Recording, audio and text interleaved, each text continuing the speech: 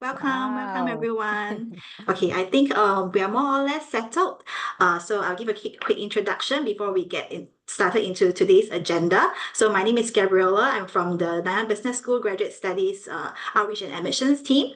And together with me is also the Specialized Masters Admissions team, headed by Ms. Regine Wong, who is actually one of the panelists for the Ask Us Anything panel later on. And I also have my colleagues Erica, as well as Amira, who's also in the Specialized Masters Admissions team. Then today we are also very honored to have two of our student panelists. They are Feng, who's from Vietnam, and also Irene from Indonesia. So Feng is actually enrolled in our Masters of Science in Accountancy program, and Irene is in the Marketing Science program. So later on, there will be time for you all to direct questions to them to ask about their experience from application to admission, and their experience in applying for scholarship, and what are some of their success tips in being awarded a scholarship. Yeah, so for today's agenda, I will be starting off with a quick introduction about the four specialized master's program that we have here at Nanyang Business School. They are namely the accountancy, business analytics, financial engineering, as well as the marketing science program. Yeah, so allow me to share my screen right now. Just give me 1 second.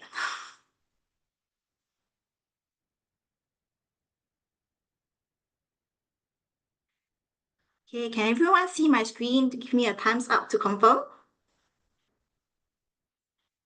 Okay, thank you so much. So today's session is our Nanyang Business School Specialized Masters Ask Us Anything session, with a focus on scholarships and more, which includes anything related to application and any questions you have regarding admissions.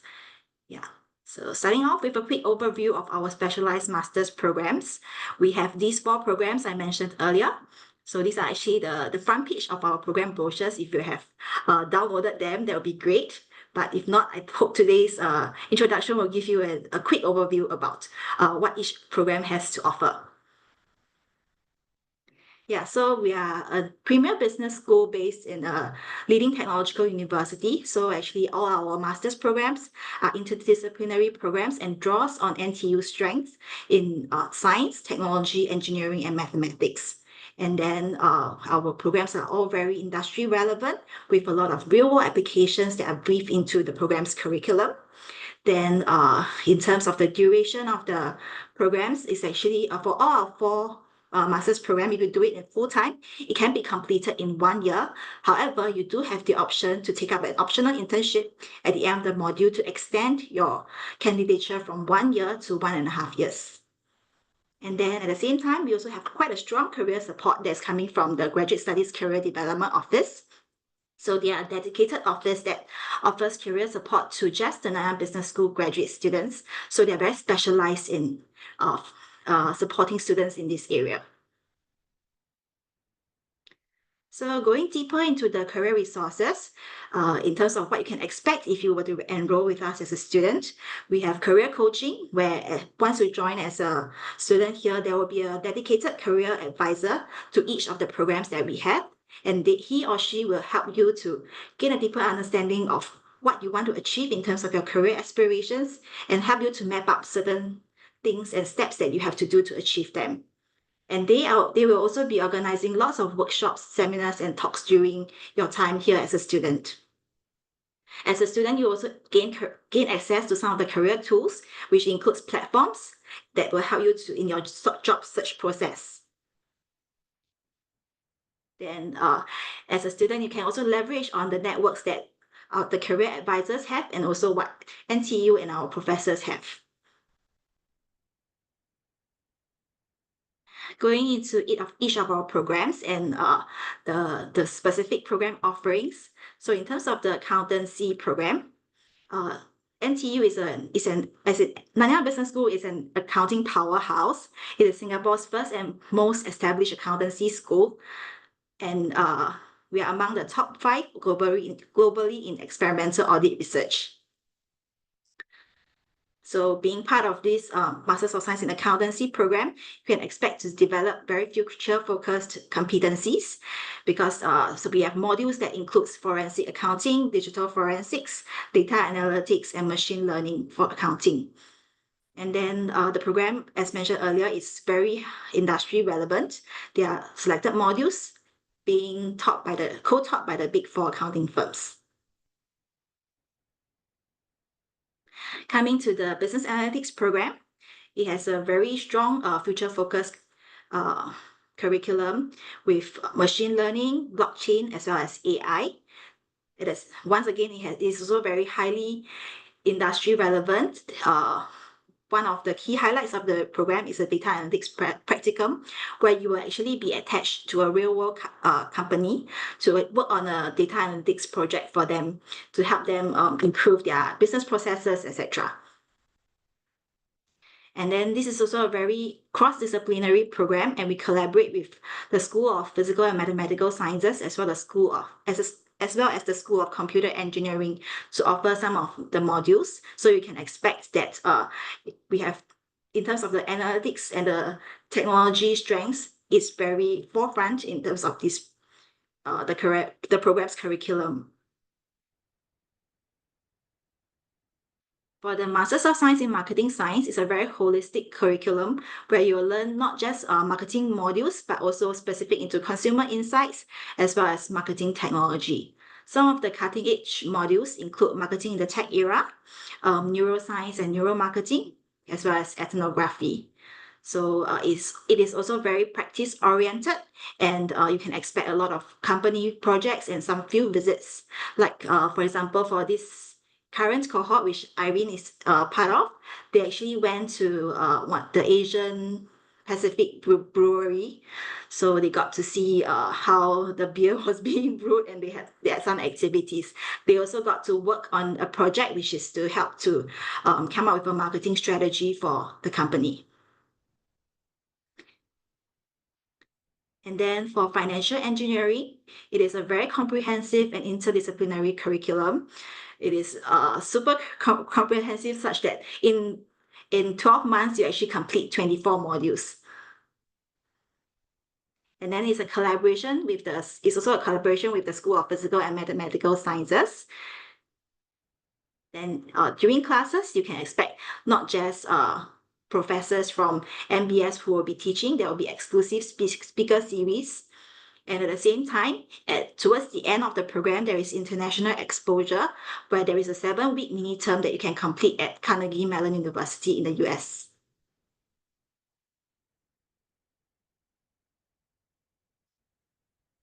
Okay, coming to the program structure.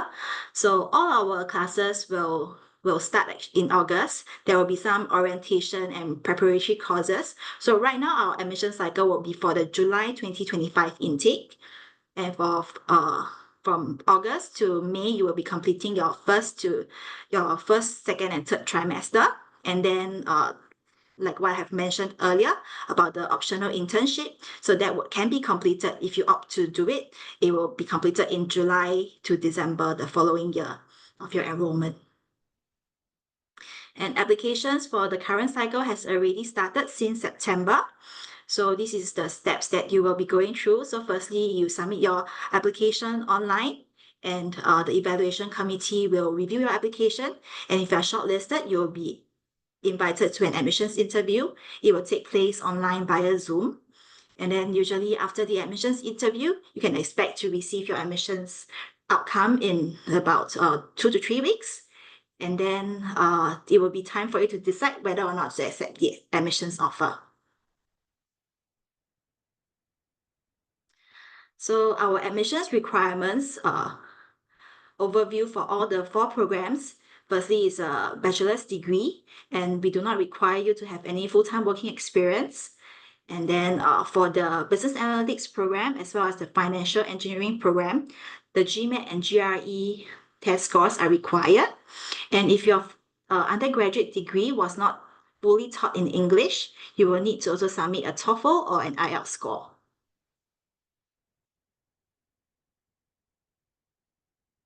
So what are the supporting documents you have to prepare when you are submitting your application.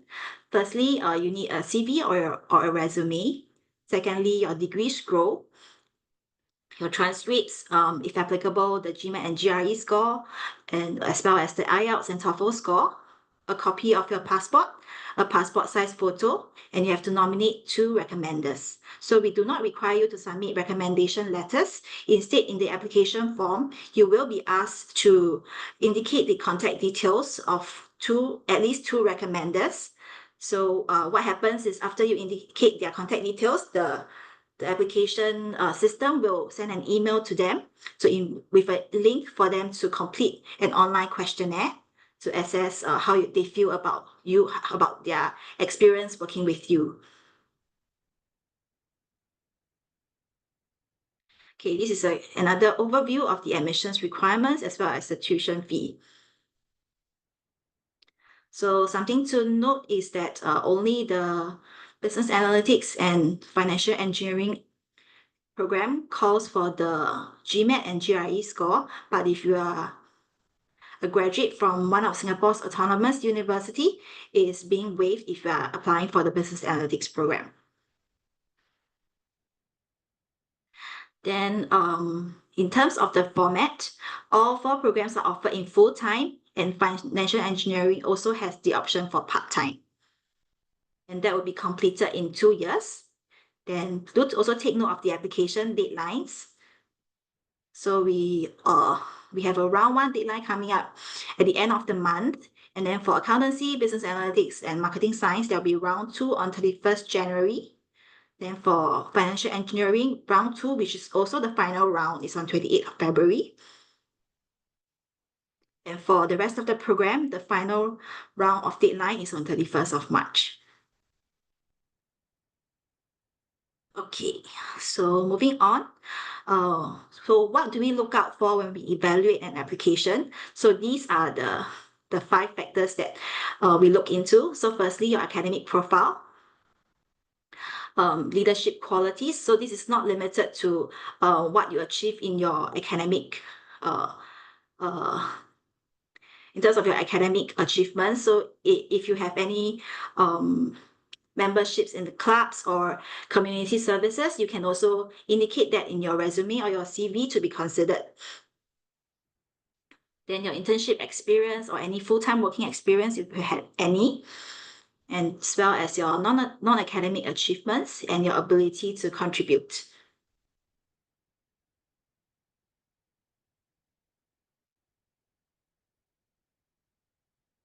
Okay. Coming to scholarships and grants, which I believe most of you are most interested in since you are logging into this session. So firstly, we have the ASEAN Development Scholarship. This is open to nationalities from the ASEAN countries except for Singapore. And that covers either 40% or 100% of your tuition fees. And then we have the newly introduced Diversity Scholarship. I believe you all might have questions about this scholarship since this is newly implemented for this admission cycle. So perhaps you can get Regine to answer some questions regarding it later on. And then we have the Merit Scholarship. And for if you are NTU alumni, you have completed a program, undergraduate program from NTU, you'll be eligible for the NTU alumni grant. And if you are a local Singaporean or a Singapore permanent resident, you will also be enjoying the Singaporean and SPR grant. Okay, if you are interested to find out more about where our graduates have gone into in terms of their employment after the program, you can scan this QR code to download our employment highlights brochure. So I will leave this QR code on for the next few seconds for you to scan or just take a quick screenshot of it.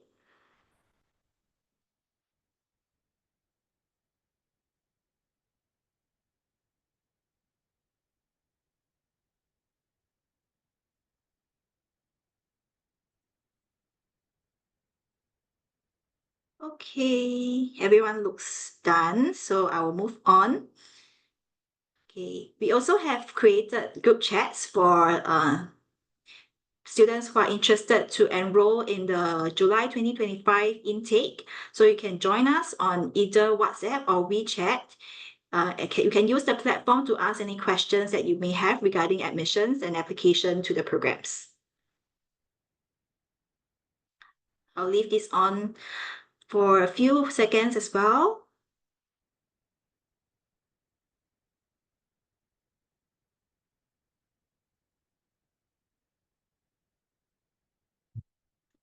Okay. Okay, and then next, we're coming to the end of this, so do follow us on our social media platforms. We have a lot of content that's coming from alumni, coming from current students which we post on this platform. So do follow us, and you will be able to access much more information and content about our programs and about Nanyang Business School.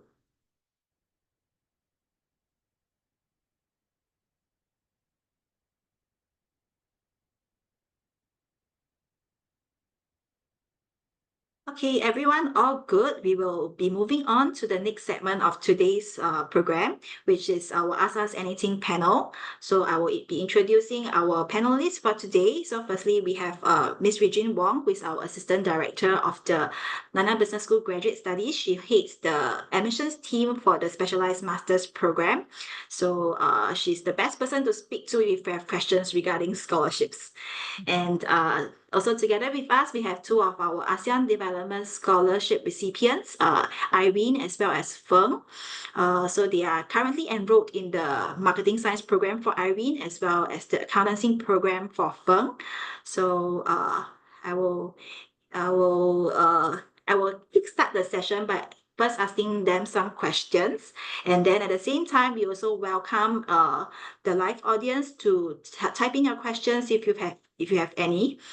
So feel free to make use of the Q&A panel on the Zoom to submit your questions. We have also compiled a list of questions that you have submitted when you register for the session. So we will be going through them as comprehensively as possible. Okay. So maybe I think Regine, we already know that she's in the Nanyang Business School Graduate Studies office. So maybe can I get Irene as well as Feng to give a quick introduction about yourself, share with us about a quick overview about your process of application to being enrolled into the program.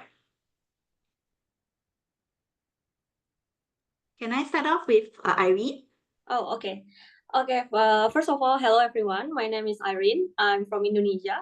So for my application process, actually, I was doing my full-time job before, so it took a longer time for me to prepare everything. It's like it took me like 4 to 5 months before for preparation, because I have to prepare for the IELTS score and something like that. So I take the second intake, which is happened in January. So for the application itself, of course, I create a big picture of like what are the requirements needed, and then I just like create all the essay needed, and then I'm also attending a quite few of educational fair in my country, and I also attend a one-on-one coffee chat with Regine. That's honestly bring me some confidence to like applying as soon as possible, because it is highly important to you to apply as soon as possible if you want to get enrolled in NTU. So yeah, I think that's a short story of my application process. Thank you, Irene. Can we have Feng next? Hello everyone, my name is Phương and I'm from Vietnam. Currently, I'm pursuing Master of Accountancy at Nanyang Business School. So quite a brief about my background. So I have completed my undergraduate and I want to study master's straight away. I have an undergraduate degree in business administration, bachelor degree. So I want to enhance further knowledge in one expertise, and I choose accountancy to have a deep dive. So about my application process, I think I prepared in advance for 6 months.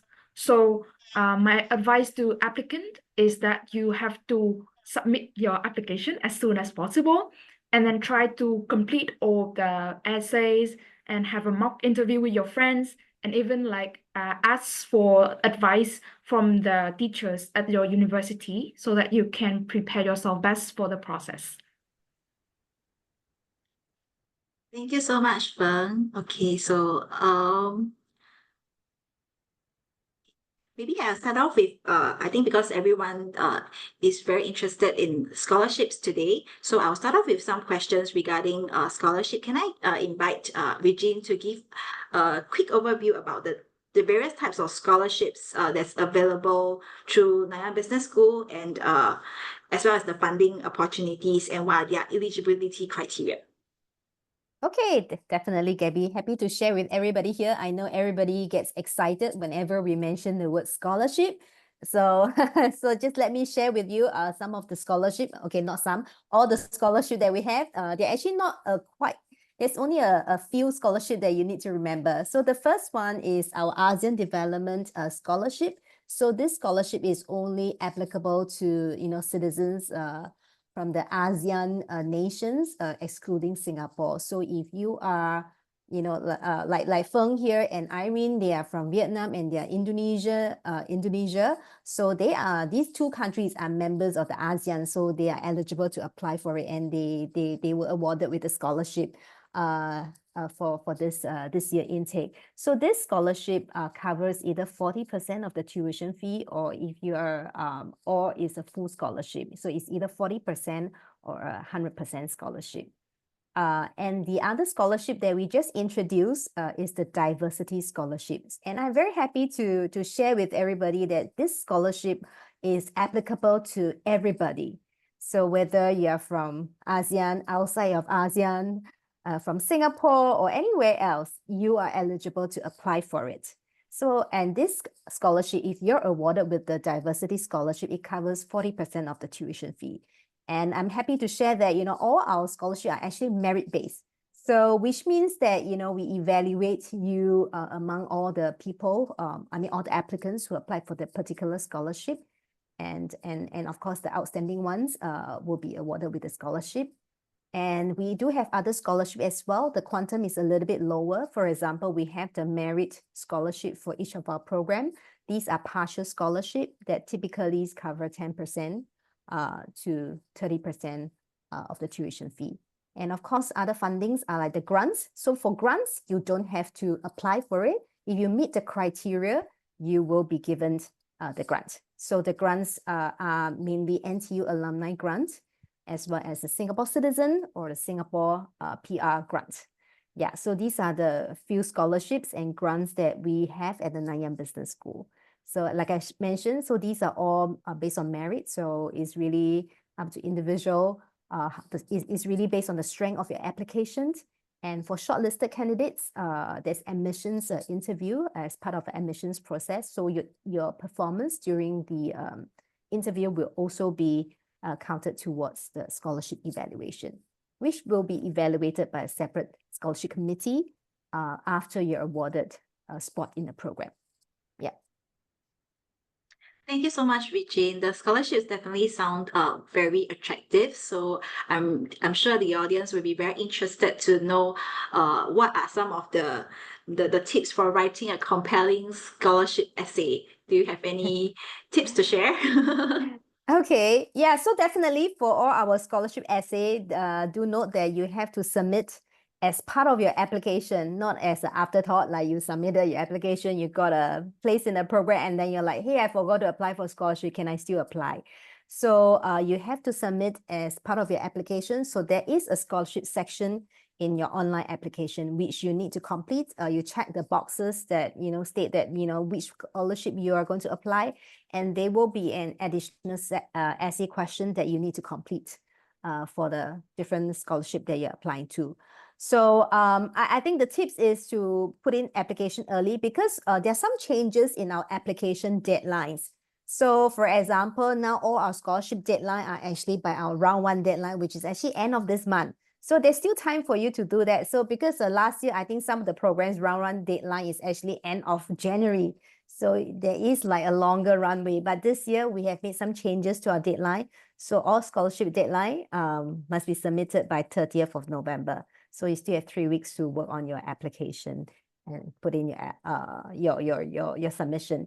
And some tips I would say is that for essay question, I know with all the ChatGPT and all that, it's easy to come up with scholarship essays.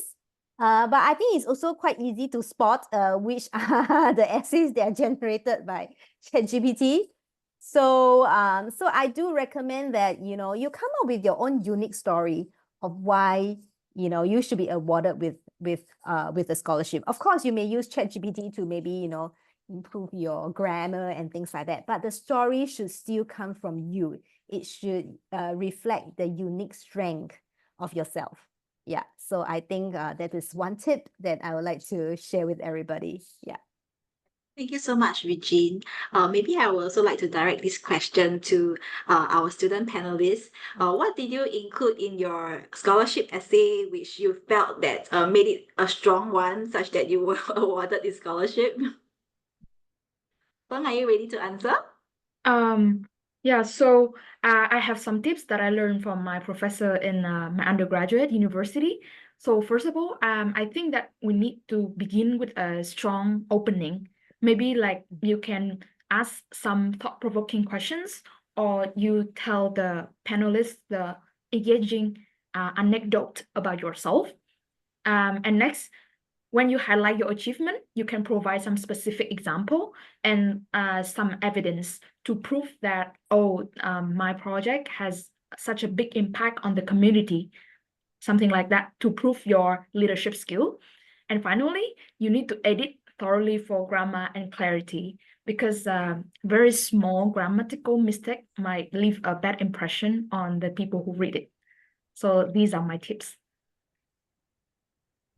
Thank you so much, Feng. I think those are great tips because I think when we are in the peak of the admissions season, actually the evaluation committee has a lot of application and a lot of scholarship applications to review. So it's good that you actually structure your essay neatly in a neat manner and without grammatical mistakes such that it's easy for them to read and to understand. Yeah. How about Irene? Do you have anything to share? Yeah, I agree with one point. Maybe just to add from how I write my essay, it's like of course we have to be personalized and passionate about what we are writing on, and then of course we need to understand the objective of the question. We need to like understand what is this scholarship purpose and values, and how our strength align with their goals, so we can be the perfect candidate for their investment. And the way I write my essay would I always use some maybe like familiar terms like STAR method, STAR technique. So it starts with the situation first, because your readers need to understand what is the context of your writing, and then what are the objective, and then what are your measurable action, what are your action, and then what is the measurable result, and then yeah, so use the STAR technique to for the storytelling, and of course showcase my strength and advantage, what can I bring to the table, and highlight how will I able to like create a positive impact as a student in NTU or in the future of for my career. Thank you so much, Irene. Those are great tips as well. Yeah, because when we award scholarships, we're also looking for students who are outstanding and will be able to contribute to the cohort and to NBS even beyond their time here with us in NBS itself. Okay, so I think my next question is regarding I think we've talked enough about the scholarship essay. So are there other factors that the scholarship selection committee looks out for when evaluating a scholarship application, and how competitive are the scholarship opportunities? And Regine, share some insights regarding this. As you know, our scholarship are pretty generous, covering 40% to 100%, like the ASEAN Development as well as the diversity scholarship covering 40%. So definitely you can imagine how intense the competition will be. Because this is the first year we're launching the diversity scholarship, and and because it's open to everybody, definitely the competition will even be more intense than the ASEAN Development scholarship. the way I see it. And what's your question again, Gabby? What are some of the consideration Considerations. factors, besides the essay? Yes, so beside the essays, of course, we look at everything is submitted in the application. So we look at your academic background, the university that you are from, if test score is needed for your program, like for example, business analytics and financial engineering, definitely we will take those test score like GRE, GMAT test score into consideration.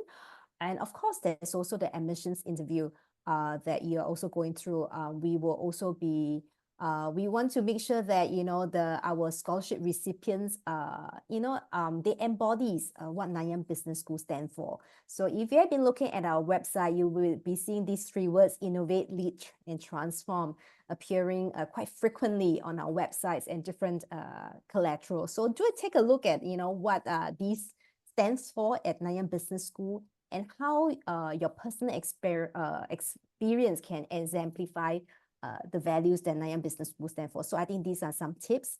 And of course, other than your academic background, your interview performance, there's also the resume that we look at. So for example, we'll be looking at the kind of, like for example, Irene, she has work experience. So we definitely be looking at what she has done during her work, the kind of achievements that she has done, or is there kind of a career progression that we could see, or even the potential that we can see in her.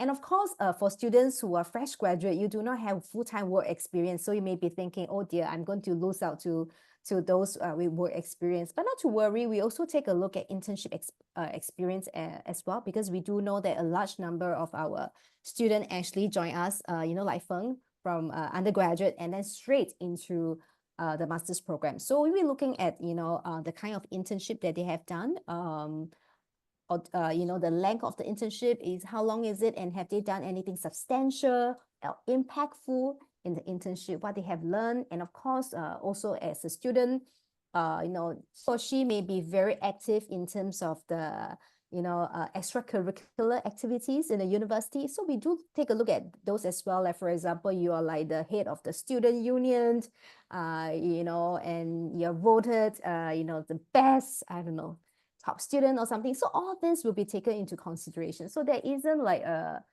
template that we look at. So everything that you put in your application will be evaluated.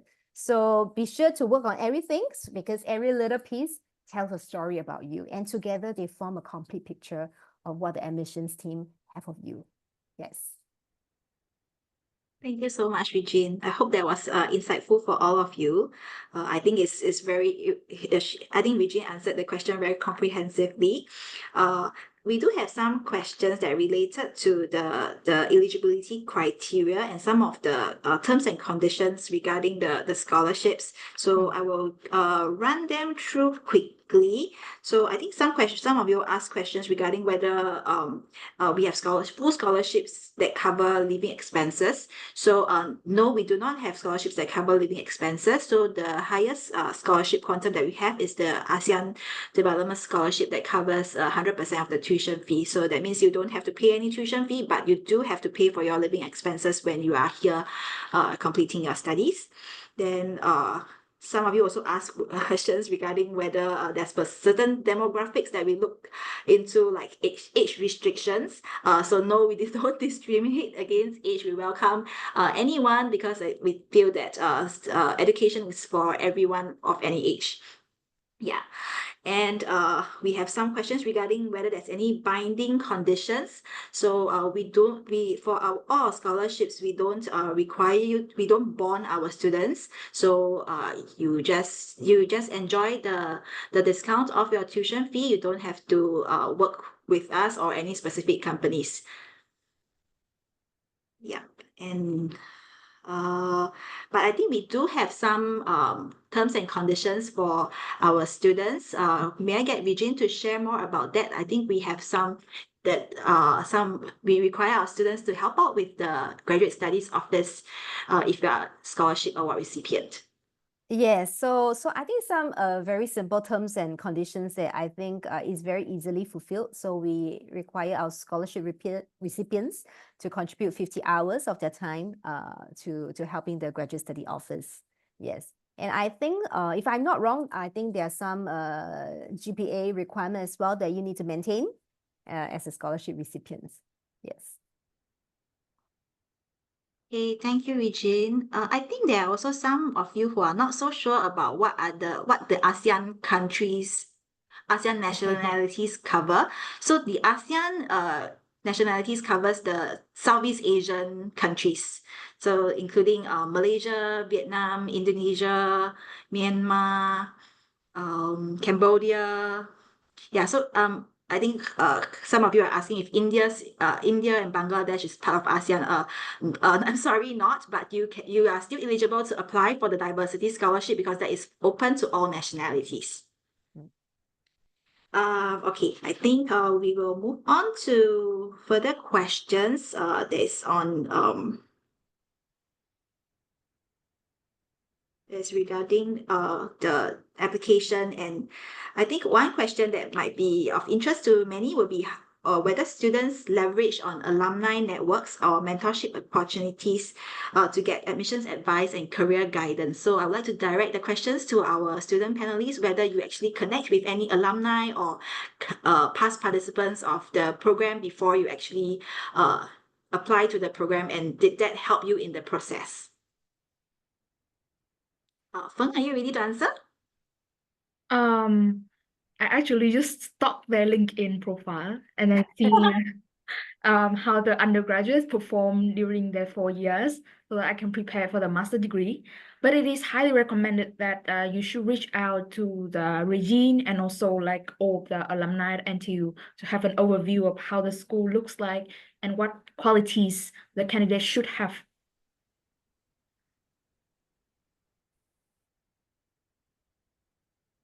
Irene? Actually, for me, I didn't reach out any alumni from NTU because it quite tight when I realized that the NTU first intake was on October or September, and I just knew that I want to pursue my master degree in September, so I don't have that much time. But what I did was I just I tried to join the one-on-one coffee chat with Regine. So in order for me to get the better understanding about NTU, because you cannot only grasp all the information from the website. You need to reach out from the people from NTU to be able to get know better about NTU, and then whether NTU will align with your personal goals and career in the future. Okay, And thank I you also so want to add, I think NTU currently launched the UniBuddy initiative so that you can connect with your current master student here at NTU and have a chat with them about the student experience and also scholarship application. So I am amongst one of those UniBuddy ambassadors, so you guys can connect with me whenever you want. Thank you so much, Feng, for sharing about the UniBuddy. So if you are interested to find out how you can make use of this UniBuddy platform, so on all our program websites, there is actually a link, a widget for you to look for UniBuddies that you can chat with. So you can click on the link, and then you can even search and look for a UniBuddy who has a similar profile to yourself. And once you start, after you click on the links, you will be able to start chatting with them. You can also choose to download the mobile app, which will allow you to receive notifications whenever you receive any replies from the UniBuddy after you send them the first message. Yeah, so it's very easy to use and a very helpful platform. Okay, so I think I would like to move on to further questions regarding the admissions process. So I think Irene earlier mentioned that she actually started her application quite early. So what's the recommendation in terms of how much in advance should students start their application? Well, that's a quite tricky question because I don't think there is a specific timeline that you should prepare before. It depends on your how confident you are, how are the preparation you are. Because for me personally, I took 4 months for the preparation because to take notes that I also doing my full-time job, so I need a longer time for the preparation because my past IELTS score was expired, so I need to do another preparation and then do another task. So that's why I need to prepare my IELTS. But you should apply as early as possible because because it's highly competitive. Especially if you want to get the scholarship, and actually it's better to understand how much time do you need by like gathering all the information first and then create the bigger picture, like creating the timeline. For example, like if you understand the intake was on January, so what are the requirements needed? Like for IELTS, you need to for me, like I need 3 months first to prepare for IELTS, and then I need how many times to how much time preparation for my SI. So just like creating the whole big picture and then be disciplined and follow all the plan for the application process. Thank you, Irene. How about Feng? How was your preparation journey like in the duration beforehand? Yeah, so I think that you guys should prepare in advance at least 6 months, because it also depends on the program. For example, if you want to enroll in Master of Business Analytics and Master of Financial Engineering, I think you guys have to prepare heavily for the GMAT score. And next, you guys have to prepare for the last year at university. Maybe you have final year project before you graduating from the undergraduate. So it might be quite a long time, and it takes a lot of effort to balance between scholarship application and finishing the final year at your undergraduate degree.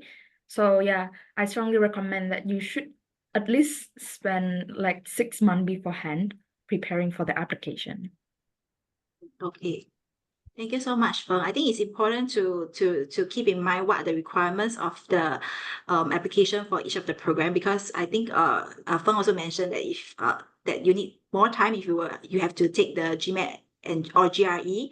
So you be very clear whether the program that you are keen to apply for requires for that. So you will have to factor in the time to prepare for the test if your program of interest actually requests for that.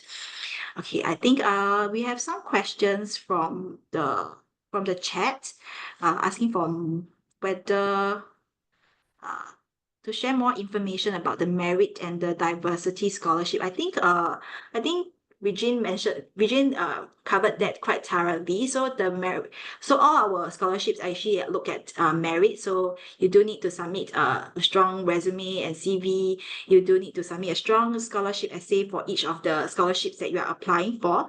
So for merit scholarship, is quite focused just on merit. So on the contributions that we can expect from you as a student and in the program. And for diversity scholarship, it will be up to your interpretation of what diversity is and how you feel that you are able to stand out as a diverse personality, offering diverse perspective into the class, into the program, as well as to Nanyang Business School. Yeah, so I think you need to be clear of what the scholarship is looking out for and to tailor your essay according to what that scholarship is asking for. I think some students are also asking about the academic background, whether they do need to have any bachelor's degree, undergrad degree that is relevant to business. So the answer is no. We actually take in students from all disciplines. So when we evaluate applications, it's quite on a holistic basis. We don't look at just your academic background. So you can actually cover for that with your internship and work experiences. And I think it differs from program to program as well, because our master's program are specialized masters, so they focus on a specific area of business. So maybe I get Regine to share further about that. So how do admissions review differ from program to program? Okay, so for example, like financial engineering, the program itself, if you look at the course, the kind of courses that they have to take in the program, there's a lot of advanced mathematical courses inside, like stochastic, linear algebra, calculus. So we do want to admit students who have a strong background in quant. This is so that you are able to cope in the program. So for financial engineering, then the admissions team will be looking out at the scores that you have received for like mathematics related courses that you've done in your undergrad. Because GMAT and GRE is also compulsory for that program. So we will, of course, be looking at especially the score, especially the quantitative score for those tests. So these are some of the things that we look out for. And of course, for programs like accountancy, or in marketing science, business analytics, we accept students from all backgrounds. But I think it'll be good if you have done some internship that is related to the program that you are applying to, or work experience. Or otherwise, you will really have to, demonstrate to the admissions team why you are switching into a different program, and you have to make yourself stand out why you are suitable for this program.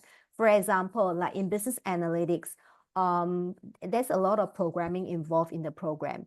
And we will naturally be a little bit worried if you have not done programming before. So for programs like business analytics, it's good that if you have done some, programming courses, either online or maybe in your undergraduate, it's good to highlight that so that admissions team are aware that, you have done programming before, and, more likely to be able to cope in the program. Yeah, but for like accountancy and marketing, I think they're quite general.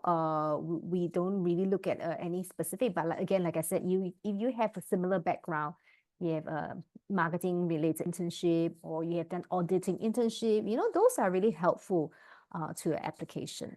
Yeah, so try to draw relevancy, to demonstrate relevancy to the major that you're applying to. So you may ask, what happens if I apply to 2 programs? So that means that you probably have to maybe tailor your resume for different programs. Yeah. Most of what we see is student applying to similar programs. We seldom see student applying to very diverse programs because your interest tends to be concentrated in certain direction. Yes. Yeah. I think this is what I have to share about how we evaluate. Yeah.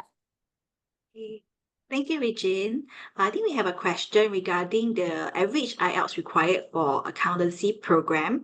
For that, I think the IELTS requirement is the same for all our 4 specialized masters program. You need to have an overall score of 6.5 and above.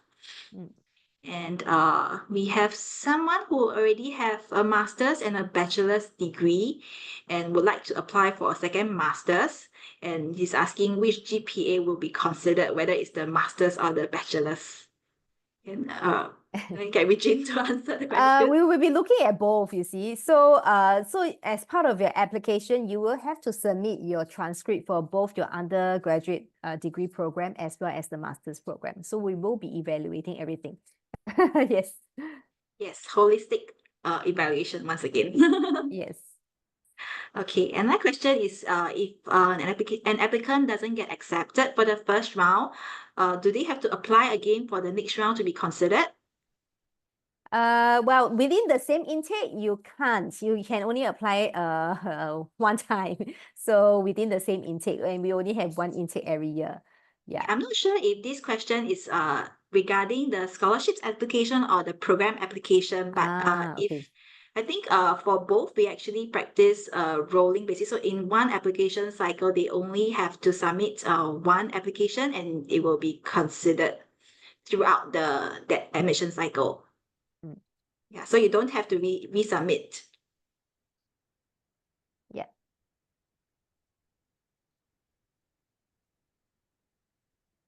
We have some questions specific to the financial engineering program. Brandon is asking if is requesting to elaborate more about the compulsory mathematics prep course for MFE. Maybe Yes. okay, maybe I can Yes. take this question. So, okay, the maths prep course is compulsory, meaning that all the specialized master in financial engineering candidates will have to take this maths prep course. It's a way to refresh your knowledge on the maths part, and also to get you into the momentum, to get you into the course itself when it really starts in late July. Yeah. Then the prep course is actually starting in mid-June. So you may have to prepare yourself earlier before the course starts in late July. Yeah.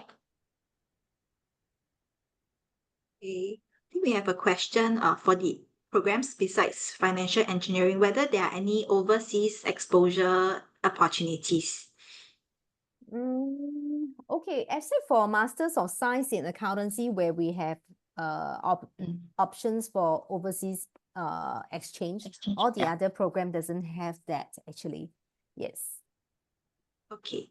We have someone who's interested to know more about the interview process. How can a candidate what can they expect during the interview, and how can they prepare for it? Maybe we should ask the two students to share. They have gone through it.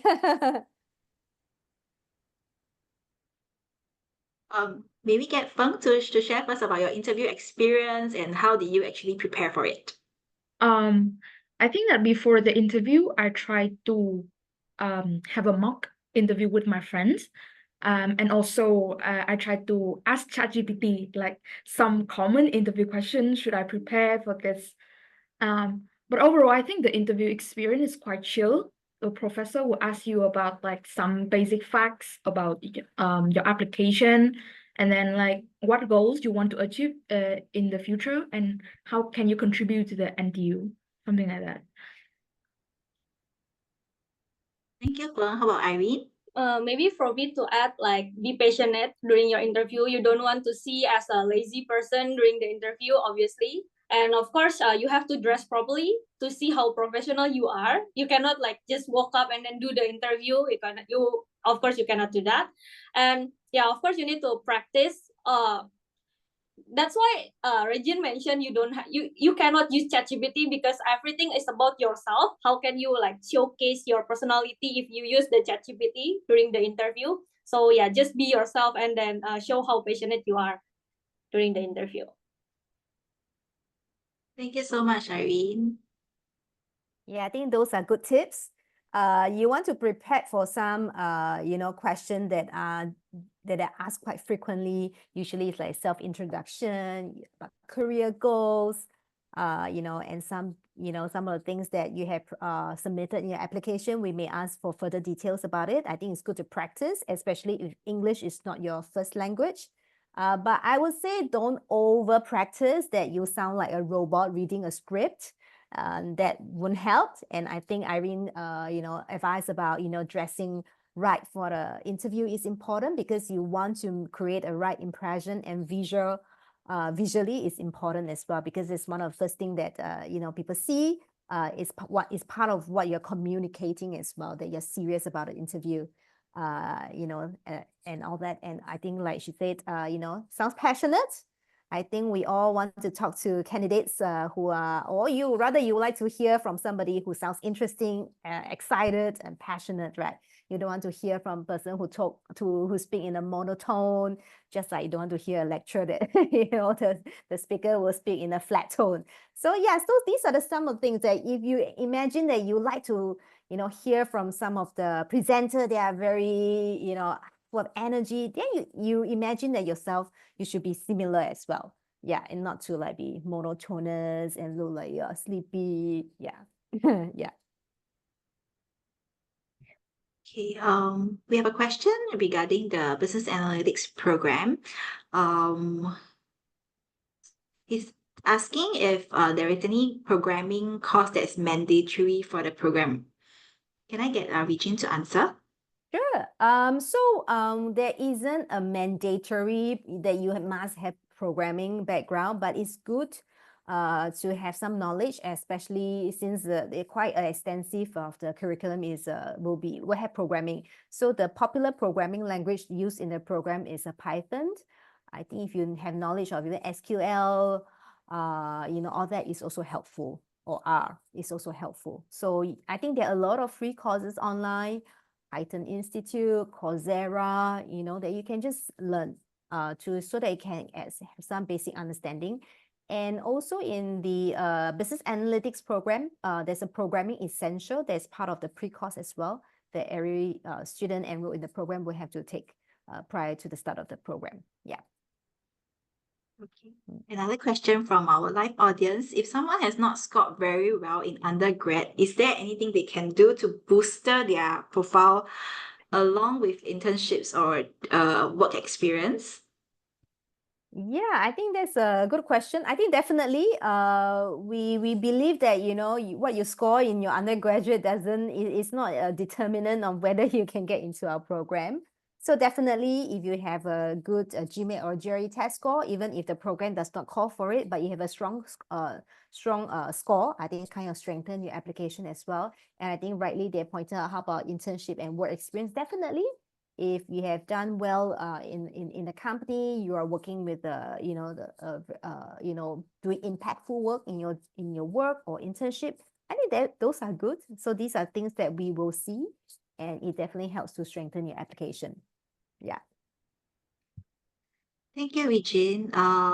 We have another question from our live audience, which is regarding whether the scholarship result will be made known at the same time as the admissions offer, or will it be released only after the offer is accepted? Okay. Okay, I think I can answer this question. We will try as much as possible to let you have the scholarship outcome close to the admissions offer. Yeah, we try our best. But because they're evaluated by a separate committee, so sometimes it's not possible to roll out at the same time. Yeah.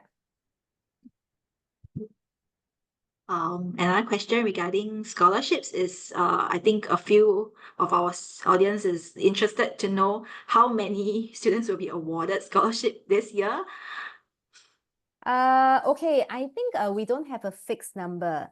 So definitely, I would say apply early because more scholarship funding are available in the beginning of the cycle since our admissions are rolling, right? So throughout the cycle, we'll be giving out scholarships. So always apply early. And of course, because it's based on merit, and if we don't find anybody that's deserving of the scholarship, we would not award. Yeah, so we don't, I can't really tell you what is the number. Yeah, sorry about that. Yeah. Thank you, Regine. There's a lot of question I can see.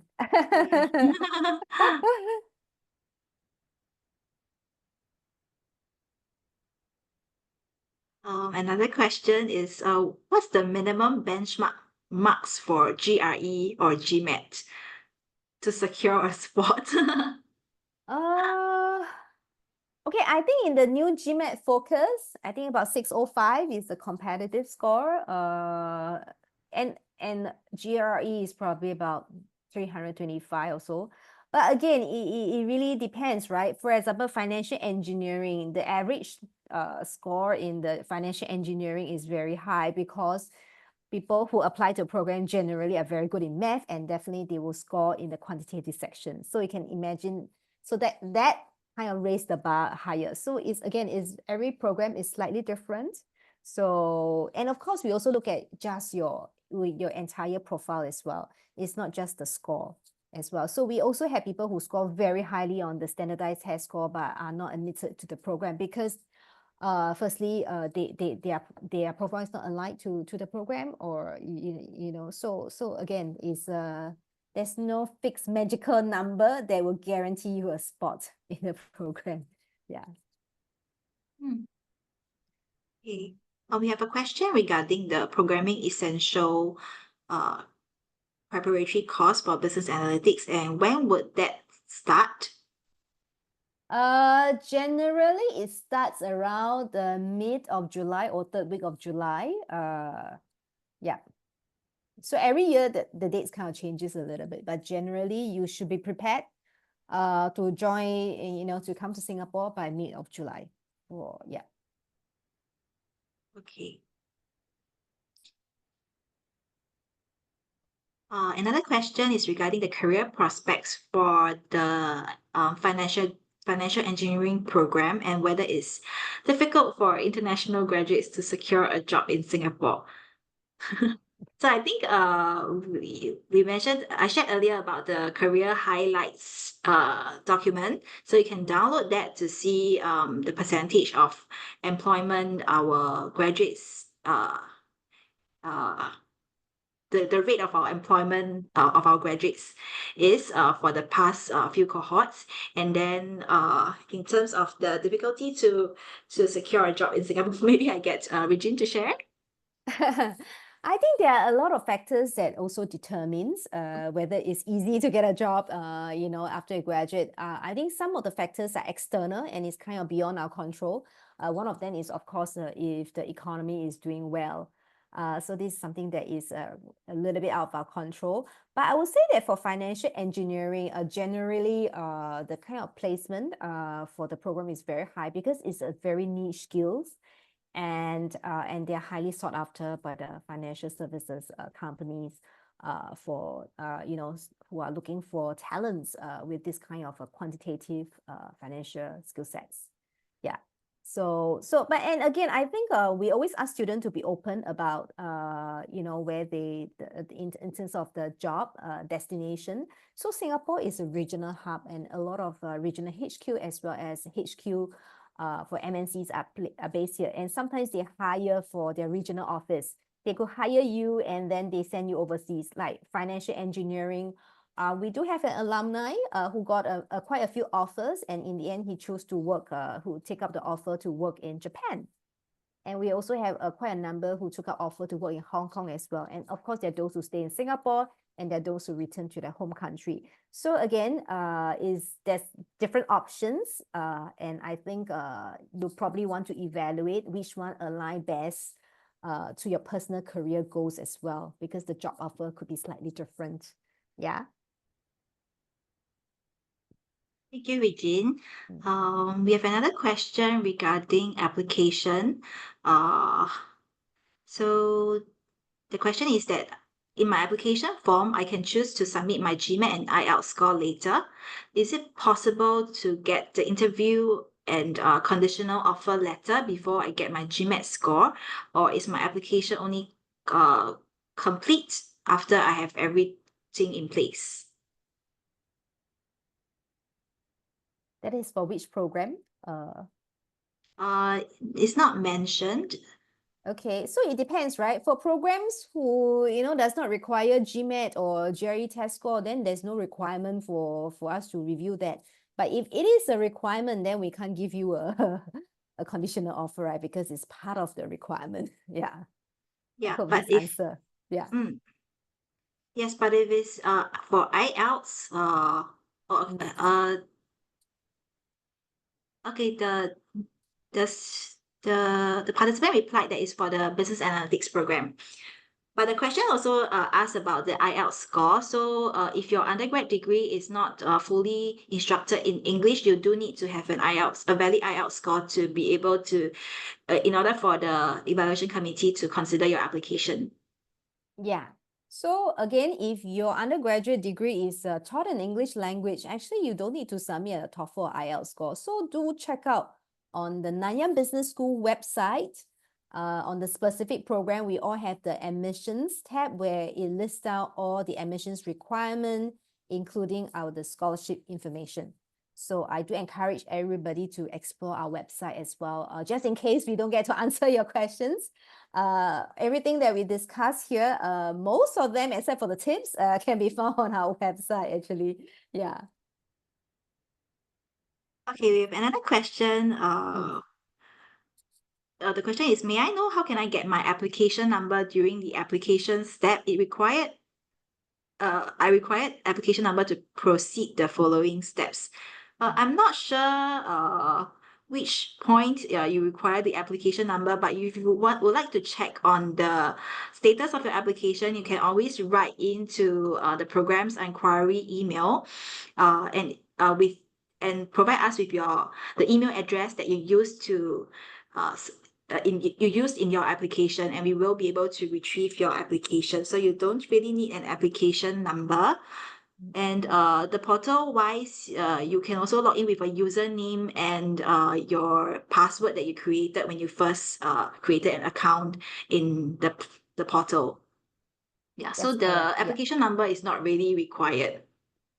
I just want to highlight that Nanyang Business School application portal is different from the rest of the other NTU master's program that you may have applied. So there are two separate portals and the login are distinctly different. Yeah, so don't mix up, yeah. Don't check on the or application status on the NTU application portal. You will get an error result and scare yourself. Okay. Yeah.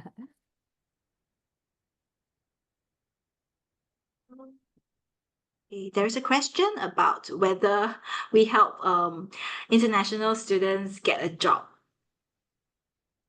Okay, so maybe I can answer that. So we do have a career office that provides support. As we are not like a placement agency, we can't guarantee we're going to find a job for everybody. But the career support that we give will provide students, with the tools to help you. Yeah. Okay, there is a question about when an applicant can expect the result for first intake admission. Actually, we only have one intake every year. Although we have a few rounds of application deadline, but it's all for the same intake, which starts in July, 2025 for the current admission cycle. And we practice rolling admission. Maybe I'll get Regine to explain more about how the rolling admission works. Yes, I know this is a very tricky one. Okay, so rolling admission works is this. So I know we do have deadlines on our application, right? And you're wondering why do you need deadline if your application is a rolling one? So rolling admissions means that when you put in your application and you uploaded your supporting documents, our admissions team will be reviewing your application. And so which means that we don't just wait until the deadline, then we start reviewing all the application that we received. But the moment you put in your application with your supporting documents, meaning a complete application, the admissions team will start reviewing it. And if we find that your profile is suitable, they will invite you for admissions interview, which is why throughout the whole cycle, you see that we are interviewing people and giving out offers. So which is why we always say apply early if you can, since it's a rolling admissions. And of course, the deadline are there is because, for example, scholarship are deadline sensitive. Which is why we do have deadlines in our application. Yeah, I hope this clarifies a little bit on our admission process. Okay, moving on to the next question. Are GRE or GMAT scores necessary for those who have already acquired a postgraduate degree? Again, it depends on the program that you're applying to. Maybe if you're unsure, perhaps you could write to us to the program inquiries, arrange for a one-to-one chat with us, and we can advise you further. Yeah. Okay.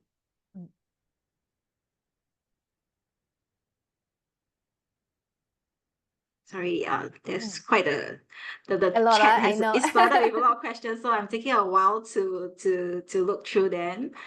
Yes, no worries. Totally understand. Okay, there's a question regarding the business analytics program, whether the classes starting in 2025 will be held on weekday evenings and weekends only, or will we have classes during weekday mornings and afternoons as well? Okay, well, this person has definitely done your research. Okay, so because we are not offering part-time options anymore, so progressively most of the classes will be held weekdays in the daytime. There may be some, for example, in trimester 3, because there's the data analytics practicum where you will be like, doing like an internship, working with a company in the daytime. There may be classes that's probably where classes will be held weekdays evening and or Saturdays. But progressively, most of the classes will be held on weekdays. But I can't promise you that there won't be any that's on weekend or weekdays evening. Yeah. So yeah, we're working towards that. Yeah. Okay, we have a next question. Would the GRE be a mandatory requirement for applicants with an undergraduate degree in accounting and finance, or it may be waived under certain circumstances for business analytics? Okay, I think this is very specific, so I think it's best that you write into us with your resume so that we can advise you further, because there are many different permutations. It's really hard for us to explain everything. Yeah, so generally we will be looking at the program that enrolled in, as well as the school that you graduated from as well. Yeah. Okay, next question. Are distance learning students also eligible? So I believe all our programs are requires you to attend classes in person. And yeah, so distance learning will not be possible for if you are keen to apply to one of our specialized master's program. Or maybe he or she's asking if they've done the distance learning program, are they eligible to apply? Or is that the question? I'm not sure. Yes. I'm not sure, but if it's distance learning for their undergraduate program, I mean, you have to put in your application. The admissions team will review. It's really hard to tell you because everybody is very different, right? Yes. Okay. Any other questions?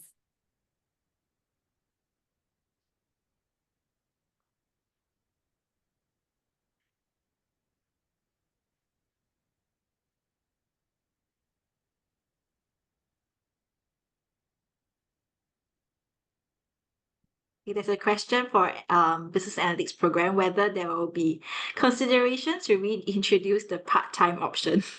I see. I don't think in the near future we will reintroduce a part-time option.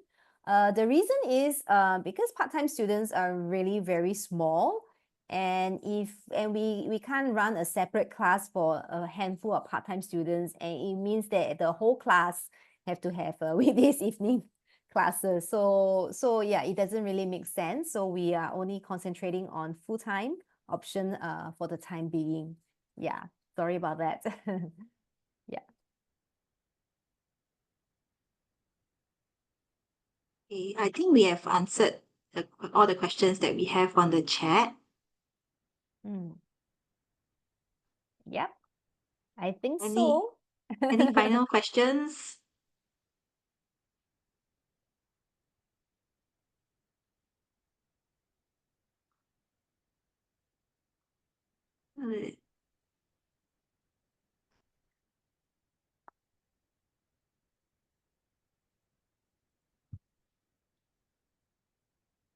So I'm going to put my LinkedIn here on the chat. So anybody who likes to, connect with me, you're welcome to connect with me on LinkedIn as well. Yeah.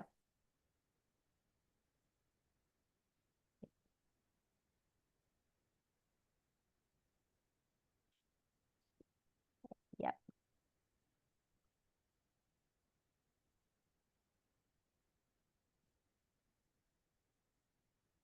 Yeah, I don't see any further incoming questions. So perhaps we can end the session today. Of course, once again, you are welcome to submit any further questions that you have through the program inquiry email addresses, and also Regine has shared her LinkedIn profile, so do feel free to connect with her. Follow us on all our social media platforms, and you will be able to get more information about Nanyang Business School as well as the program that you are interested in. So I hope today's session has been helpful and insightful for all of you. So we do hope to see all of you submitting your applications very soon, hopefully before the first round deadline, so that you'll be eligible for our scholarships. So thank you so much once again to all our panelists, Regine, Irene, as well as Feng for joining us, as well as all of you for tuning into this session to make this session a very interactive one. I hope we managed to answer your questions. It's a little difficult to manage the chat because there are so many questions coming in. So I hope we were able to answer most of your burning questions. So yep, we hope to still connect with you after today. Yeah. Good night, everyone. Good night. Yeah, thank you so much. And I also put in our graduate studies Nanyang Business School website on the chat. So if you're unsure where to find our programs, click on the link. You should be able to see the programs that we offer at the business school listed there. Yeah, thank you, everybody. Thank you. Bye-bye. Thank you. Bye bye.